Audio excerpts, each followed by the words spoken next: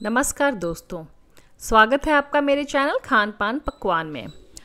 आज मैं आपको बताऊंगी जितिया की एक कथा। जितिया व्रत एक ऐसा व्रत है जिसमें चिली और सियारन यानी कि चील और सियारन की मूर्ति बनाकर पूजा की जाती है। आइए सुनते हैं इसका महत्व, क्यों ये कहानी कही जाती है, क्यों चिली और सियारन की पूजा की जाती है। भारतवर्ष में महिलाएं और पुरुष बहुत सारे व्रत करते हैं। हर व्रत की अपनी अलग मान्यताएं हैं। एक ऐसा व्रत है जिसमें चिली और सियारन की मूर्ति बनाकर पूजा की जाती है। वह व्रत है जितिया, जिसे कहीं कहीं जिउतिया भी कहते हैं या जीवित पुत्री का व्रत भी कहा जाता है।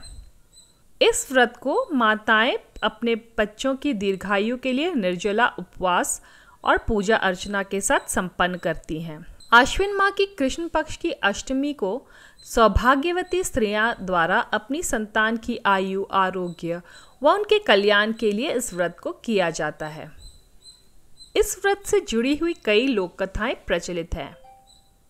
इसमें से एक बहुत ही प्रचलित कथा चील और सियारिन की भी है और यह कथा पूजा के बाद सुनना भी ज़रूरी होता है।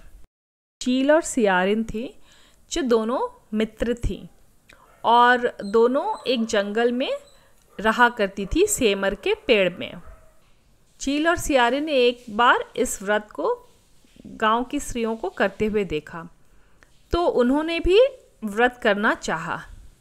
दोनों ने एक साथ इस व्रत को किया, लेकिन क्या हुआ कि जो सियारिन थी उसे भूख लग गई रात में और वो सह नहीं पाई और बहुत ही व्याकुल होती भूख से।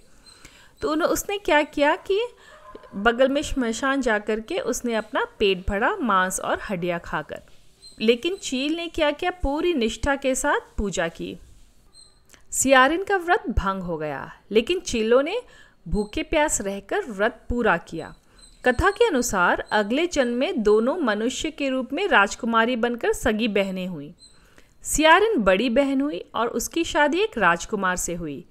वहीं चिल्लो छोटी बहन हुई और उसकी शादी उसी राज्य के मंत्री पुत्र से हो गई। बाद में दोनों राजा और मंत्री बन गए। सियारिन रानी के जो भी बच्चे होते वे मर जाते, जबकि चीलों के बच्चे स्वस्थ और हट्टे कट्टे रहते। इससे उसे जलन होने लगी। ईर्ष्या के कारण सियारिन रानी बार बार उसने अपनी बहन के बच्चों और उसके पति को मारने का प्रयास करने लगी, लेकिन वह सफल न हो सकी। तो वह चीलों के पास जाकर बोलने लगी, बहन तुमने ऐसा क्या किया है जो तुम्हारे बच्चे हमेशा स्वस्थ और हृष्ट पुष्ट रहते हैं और मेरे सारे बच्चे मर जाते हैं। तब चिल्ली ने उसे याद दिलाया कि बहन पिछले जन्म में मैं चिल्ली थी और तुम सियारिन, तो हम दोनों ने यह जितिया का व्रत रखा था जिसमें तुमसे सहा नहीं गया और तुमने भोजन ग्रहण कर लिया, लेकिन मैंने अपना व्रत पूरा किया।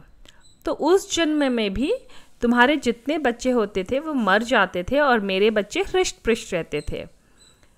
तो चिल्ली ने उसे सलाह दी कि तुम क्यों नहीं इस व्रत को फिर से इस जन्म में भी करती हो और इसे संपूर्ण निष्ठा के साथ करो। तो उसकी बात मानते हुए सियारिन ने भी जितिया का व्रत किया। संपूर्ण निष्ठा के साथ उसने व्रत की और उसके बाद उसके बच्चे हृष्ट पुष्ट रहने लगे और जीवित रहने लगे। तो यह एक लोक कथा है जो आपको जितिया के कथा की किताब में भी मिल जाती है।